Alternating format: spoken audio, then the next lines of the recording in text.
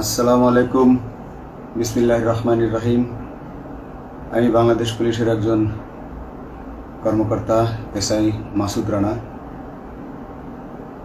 আমি আপনাদের কাছে কিছু তথ্য তুলে ধরতে চাই, যেটা বাংলাদেশের মানুষ অনেক দিন ধরেই জানে না, বা তারা এ প্রশ্নের উত্তর খুঁজছে অনেক বছর ধরে, কিন্তু কোনো উত্তর খুঁজে পায়নি। আজকে যাকে সেনাবাহিনী থেকে অব্যাহতি দেওয়া হলো, মেজর জেনারেল জিয়াউল হাসান, যিনি এনটিএমসির প্রধান ছিলেন এবং তিনি র্যাবের অতিরিক্ত পরিচালক ছিলেন। অতিরিক্ত পরিচালক অপারেশন। তিনি মেজর থাকতেই র্যাবে ছিলেন এবং বাংলাদেশে যত গুম খুন হয়েছে, বিএনপি সহ অন্যান্য যারা অ্যাক্টিভিস্ট, সেই গুম খুনের সাথে জড়িত এই জিয়াউল হাসান। অনেক নেতাদেরকেই র্যাবের কালো গাড়িতে করে সিভিলে ধরে আনা হতো, এনে র্যাব ওয়ানের গোপন আস্তানায় তাদেরকে আটক রাখা হতো। এরপর তাদেরকে সময় মতো অজ্ঞাত স্থানে নিয়ে তাদেরকে হত্যা করা হতো এবং অজ্ঞাত স্থানেই তাদের লাশ হয়তো নদীতে ডুবিয়ে দেওয়া হতো, নয়তো তাদেরকে দাফন করা হতো, নয়তো অ্যাসিডের মাধ্যমে তাদের লাশকে গলিয়ে দেওয়া হতো। আমি 2014 অক্টোবর থেকে 2017 ডিসেম্বর পর্যন্ত র্যাব সদর দপ্তরে কর্মরত ছিলাম। তখন র্যাবের ডিজি ছিলেন বেনজির, যিনি আজকে দেশের হাজার হাজার কোটি টাকা চুরি করে, পুলিশের হাজার হাজার কোটি টাকা চুরি করে পালিয়ে গেছেন বিদেশে।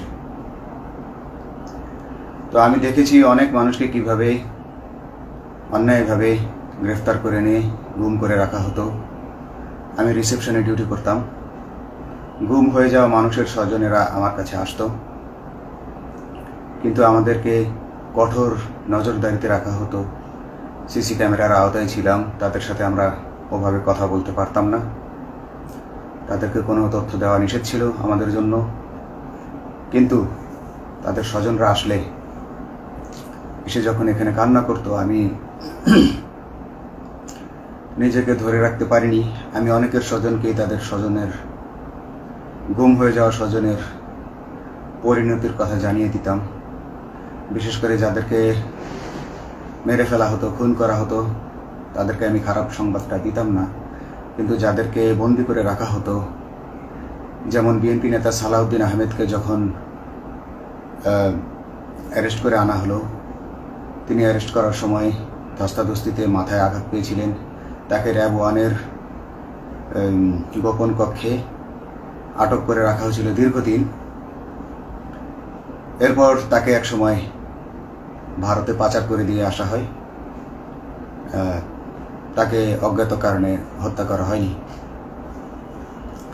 তার ফ্যামিলি এসেছিল, তার স্ত্রী হাসিনা আহমেদ, তার ভাই গিয়াসউদ্দিন আহমেদ। ওনারা আমার কাছে বেশ কয়েকবার এসেছেন। আমি কয়েকদিন ওনাদের এই উদ্বেগ, উৎকণ্ঠা, আমার সামনে বসে কান্নাকাটি দেখে আমি থাকতে পারিনি। আমি ওনাদেরকে কৌশলে আমার ফোন নাম্বার দিয়ে আমি ওনাদের সাথে দেখা করে ওনাদেরকে জানিয়ে দিই যে সালাউদ্দিন সাহেবকে হত্যা করা হয়নি, উনি জীবিত আছেন এবং ওনাকে হত্যা করার সিদ্ধান্ত নেওয়া হয়নি। এই সিদ্ধান্তগুলো যিনি নিতেন তিনি হচ্ছেন বর্তমানে মেজর জেনারেল জিয়াউল হাসান, যাকে আজকে অব্যাহতি দেওয়া হয়েছে। শুধু অব্যাহতি যদি দেয়া হয়, তাকে যদি বিচারের মুখোমুখি করা না হয়, তাহলে এই আন্দোলনের, এই স্বাধীনতার কোনো মূল্য থাকবে না। আমি আজকে আর কাউকে ভয় পাই না। আমি আজকে বিশ্বাস করি যে আজকে আমাকে এই সত্য বলার জন্য কেউ গুম করে দিতে পারবে না, এই সত্য বলার জন্য কেউ আমাকে অ্যারেস্ট করবে না। সেই কারণে আমি বুকে সাহস নিয়ে আজকে কথাগুলো বলছি। আপনারা যারা বিএনপি নেতা ইলিয়াস আলীর অপেক্ষায় আছেন, তাদের জন্য দুঃখজনক সংবাদ। তাকে অনেক আগেই হত্যা করা হয়েছে।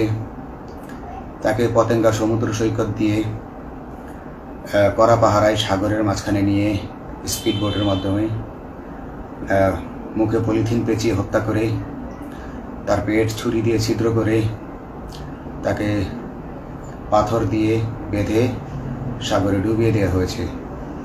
শুধু ইলিয়াস আলী নয়, অনেক নেতার সন্ধান যারা আজও পাননি।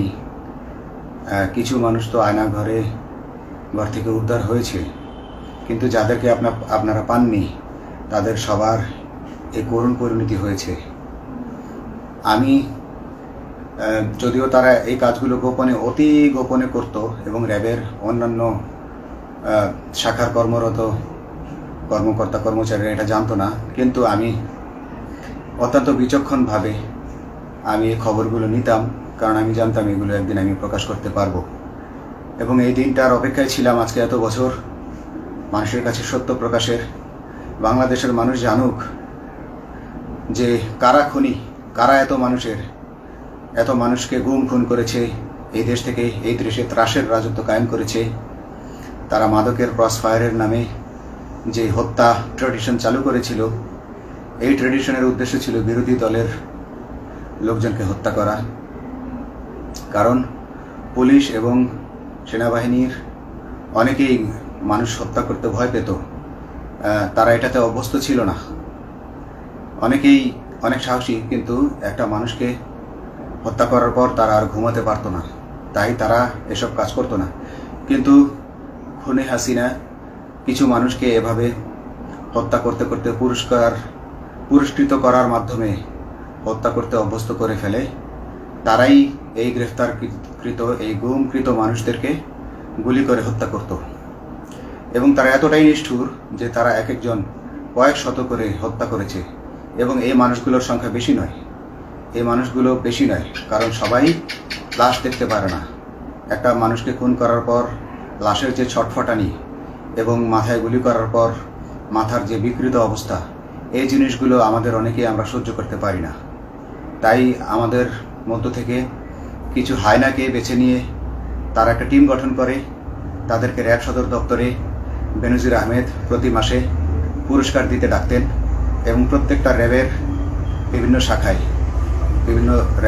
শাখায় এরকম দু একজন রাক্ষস ছিল যারা মানুষকে শ্যুট করত, গুলি করত, হত্যা করত এবং গুম করত। তারা এখনো আছে। তাদেরকে আমি নতুন সরকারের কাছে দাবি জানাবো, তাদেরকে বের করতে হবে, তাদেরকে বিচারের আওতায় আনতে হবে। না হলে এত শহীদের বিনিময়ে যে ফ্যাসিবাদ থেকে, যে স্বৈর শাসন, যে খুনি হাসিনার হাত থেকে আমরা মুক্তি পেয়েছি, সে মুক্তির প্রকৃত মূল্য আমরা পাবো না, প্রকৃত স্বাদ আমরা পাবো না। এই খুনিদেরকে বের করতে হবে, এই খুনিদেরকে বের করে আইনের আওতায় আনতে হবে। বাংলাদেশ পুলিশ কখনোই গুলি করতে অভ্যস্ত ছিল না। আপনারা জানেন একসময় পুলিশ যে গুলি করতো না, এটা নিয়ে অনেক ব্যঙ্গচিত্র ছাপা হতো পত্রিকাগুলোতে, যে গুলি না করতে গুলি খেলনার বন্দুকে পরিণত হয়েছে। তো কিন্তু সেই নিরীহ পুলিশকে রক্তপিপাসু হিসেবে শেখ হাসিনা তৈরি করেছে। তবে সবাই নয়, কিছু কিছু মানুষ। আপনারা দেখেছেন এবং এই আন্দোলনের ভিডিও ফুটেজ দেখলেও দেখবেন যে কয়েক শত পুলিশের মধ্যে কেবলমাত্র কয়েকজনই জনতার দিকে গুলি ছুড়ছে। তো আপনারা ঢালাওভাবে পুলিশকে আপনাদের আক্রমণের নিশানা বানাবেন না। নতুন সরকার অবশ্যই এর বিচার করবে। আমি আশাবাদী নতুন সরকারের কাছে। তারা যদি আমার কাছে কোনো তথ্য চায়, আমি তথ্য দেব ইনশাল্লাহ। এবং এই খুনিদেরকে, এই রাক্ষসদেরকে বের করতে হবে। প্রতিটি গুমের, প্রতিটি হত্যার সুষ্ঠু তদন্ত করলে এগুলো বের হয়ে আসবে বলে আমি আশা করি। এবং আমি চাই এরা ধরা পড়ুক, এদের বিচার হোক, না হলে এরা যুগে যুগে এই রাক্ষস যুগে যুগে রয়ে যাবে, আমাদের মাঝেই তারা লুকিয়ে থাকবে এবং যুগে যুগেই তারা মানুষের রক্ত পান করেই যাবে। পুলিশ বাহিনী মানুষকে সেবা করবে, এটাই হওয়া উচিত পুলিশের ধর্ম। পুলিশের ধর্ম হবে পুলিশের জন্য, পুলিশ মানুষের জন্য। উন্নত রাষ্ট্রের পুলিশ মানুষ যেভাবে পুলিশকে ডাকলেই পুলিশ 5 মিনিটের মধ্যে ছুটে যায়, তাকে সাহায্য করে। আমরা বিভিন্ন ভিডিওতে দেখি যে পুলিশ হাঁসের বাচ্চাকে রাস্তা পার করে দিচ্ছে, একজন অন্ধ মানুষকে রাস্তা পার করে দিচ্ছে। বাংলাদেশের পুলিশ এমনটাই করতে চায়, আমরা এমনটাই করতে চাই, কিন্তু সেই পরিস্থিতিতে আমাদেরকে রাখা হয়নি। আমাদেরকে রাখা হয়েছে দৌড়ের উপর, আমাদেরকে রাখা হয়েছে বিভিন্ন অন্যায় কাজের উপর, বিভিন্ন অন্যায় আদেশের উপর। কেউ যারা মেনেছে তারা ভালো ভালো জায়গায় পোস্টিং নিয়ে থেকেছে, যারা মানেনি তাদেরকে খারাপ জায়গায় পোস্টিং দেওয়া হয়েছে, কারো চাকরি হারিয়েছে, কাউকে সাসপেন্ড করে রাখা হয়েছে। আমি নিজেও একজন এমন বৈষম্যের শিকার, অন্যায় মিথ্যা মামলার শিকার হয়ে আমি নিজেও বর্তমানে সাসপেনশন অবস্থায় আছি এবং এই সাসপেনশন অবস্থায় থেকে আমি আল্লাহর কাছে শুকরিয়া জানাই, কারণ এই সাসপেনশন থাকার কারণে আমি ছাত্র জনতার আন্দোলনের সাথে সংযুক্ত হতে পেরেছি। আমি সবসময় আল্লাহর কাছে দোয়া করেছি যে আল্লাহ, তুমি আমাকে মুজাহিদ হিসেবে কবুল করো, আমাকে জিহাদ করার তৌফিক দান করো এবং আমাকে শহীদের মৃত্যু দান করো। এবং আল্লাহ আমার দোয়া কবুল করেছেন। আমি ছাত্র জনতার সাথে এই জিহাদে অংশগ্রহণ করেছি, ছাত্র জনতা সফল হয়েছে। আমি গর্বিত আমি এই আন্দোলনে একজন পুলিশ অফিসার হয়েও আমি অংশগ্রহণ করতে পেরেছি। তো যাই হোক, আমি চাইব যে বাংলাদেশ পুলিশের, র্যাবের যে সকল কর্মকর্তা অগণিত মানুষের গুম খুনের সাথে জড়িত ছিল তাদেরকে ধরা হোক, তাদেরকে আইনের আওতায় আনা হোক। আমাদের মতো অনেক অফিসার আছি যারা এসব কুকর্মের সাক্ষী, আমরা সাক্ষ্য দেব। আমরা এখন আর ভয় পাই না। আমরা আসলে যে ভয় পেয়েছি তা নয়, আমাদের বাহিনীতে টিকে থাকাটা জরুরি ছিল। জনগণের স্বার্থেই আমাদের বাহিনীতে থাকা জরুরি ছিল, কারণ আমরা যদি বাহিনী থেকে আউট হয়ে যেতাম তাহলে এসব তথ্য আমরা জানতে পারতাম না এবং জনতার কাছে পৌঁছাতে পারতাম না। জনতার কথা বলতে হলে, জনতার সাথে থাকতে হলে আমি পজিশনেও থাকতে হবে। এই জন্য অনেক কিছুই প্রকাশ করিনি, কারণ আপনারা ভালো মতোই জানেন যে অনেক সেনাবাহিনীর মেজরকেও গুম করে দেওয়া হয়েছে যারা মুখ খুলেছে। আমি তো একজন সামান্য সাব ইন্সপেক্টর, আমাকে গুম করে দেওয়া তাদের 1 সেকেন্ডের ব্যাপার ছিল। তো আমি এখন বিশ্বাস করি যে এখন সেই দিন, সেই কালো মেঘ সরে গেছে আকাশ থেকে, আকাশ মুক্ত হয়েছে, এই দেশ জালিমের শাসন থেকে মুক্ত হয়েছে। আল্লাহ তাআলা আমাদের উপর রহমত বর্ষণ করেছে। অগণিত মুসলিমের দোয়া আল্লাহ তাআলা কবুল করেছেন, অগণিত 18 কোটি মানুষের দোয়া আল্লাহ কবুল করেছেন। নইলে এইভাবে হঠাৎ করে 15 দিনের মধ্যে 15 বছর ধরে গড়ে ওঠা রাক্ষসের পতন ঘটা আল্লাহর রহমত ছাড়া এটা কখনোই সম্ভব হতো না। আমি আল্লাহর উপর ভরসা রেখে বলছি, আপনারা নতুন প্রশাসনকে ঢেলে সাজান, পুলিশ বাহিনীকে ঢেলে সাজান। এই সিস্টেমের মধ্যেই, পুলিশের এই সিস্টেমের মধ্যেই গণ্ডগোল আছে, নিয়োগের মধ্যে গণ্ডগোল আছে। আপনারা এই সিস্টেমগুলো পরিবর্তন করুন, আপনারা এই সিস্টেম পরিবর্তনে সাহায্য করুন এবং পুলিশ ডিপার্টমেন্টে যত ডিপার্টমেন্টাল পরীক্ষা আছে এগুলো তুলে দেন। এই ডিপার্টমেন্টাল পরীক্ষাগুলোর মাধ্যমে আমাদের ঊর্ধ্বতনরা আমাদের গলা সবসময় চিপে ধরে রাখে, ঠিক আছে? সেজন্য আমরা তাদের কাছে সবসময় আটকা থাকি। এজন্য আমরা অনেক কিছু বলতে পারি না, অন্যায়ের প্রতিবাদ করতে পারি না। তো এই সিস্টেম পরিবর্তন জরুরি। ডিপার্টমেন্টে কোনো পরীক্ষা থাকা যাবে না। কনস্টেবল হতে যারা একটা নির্দিষ্ট সময় পর তার বিভিন্ন কোর্স করানোর মাধ্যমে তার প্রমোশন হতে হবে। সাব ইন্সপেক্টরে ভর্তি হয়ে 5 বছর পর ইন্সপেক্টর হিসেবে পদোন্নতি পাবে, তার 5 বছর পর সহকারী পুলিশ সুপার হিসেবে পদোন্নতি পাবে। এভাবে আইন পরিবর্তন করতে হবে। তাদেরকে দক্ষ করে গড়ে তোলার জন্য বিশেষ কোর্সের আয়োজন করতে হবে এবং সৎভাবে বাঁচার জন্য সঠিক বেতন কাঠামো এবং ভালো কাজের জন্য পুরস্কার এর ব্যবস্থা করতে হবে।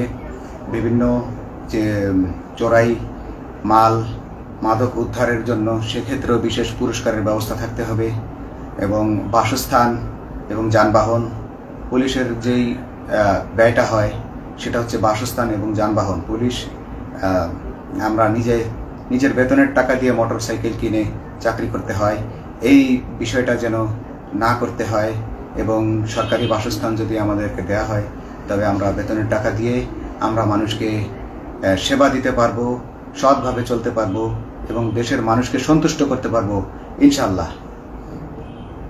তো আমি আপনাদেরকে প্রথমে যেই তথ্যগুলো দিয়েছি গুম খুনের বিষয়ে, আপনারা এই তথ্যগুলো অনুসন্ধান করুন, অনুসন্ধানে টিম গঠন করুন। প্রত্যেকটা গুম খুনের বিচার হতে হবে এই দেশে। যারা আটক ছিলেন অনেকেই হয়তো এখন আয়নাঘর থেকে মুক্তি পেয়েছেন, কিন্তু যারা দুর্ভাগ্যের শিকার হয়ে মৃত্যুবরণ করেছেন তাদের আত্মীয় স্বজনরা, তাদের প্রতি আমার সমবেদনা রইল। তারা জোর দাবি তুলুন, তারা সবাই সরকারের কাছে আপনাদের পরিবার পরিজনের নিখোঁজ হওয়ার বিষয়টি তুলে ধরুন, আপনারা জোর দাবি জানান এবং গুম খুন তদন্তে একটি তদন্ত কমিটি গঠন করা হোক, যেখানে কোনো পুলিশ বা সেনাবাহিনীর সদস্য থাকবে না। এটা হতে পারে বিচার বিভাগীয় তদন্ত বা অন্য কারো মাধ্যমে, কিন্তু এই হায়নাদের এই খুনিদেরকে বের করুন, বের করে এদেরকে শাস্তির আওতায় আনুন, তবেই এই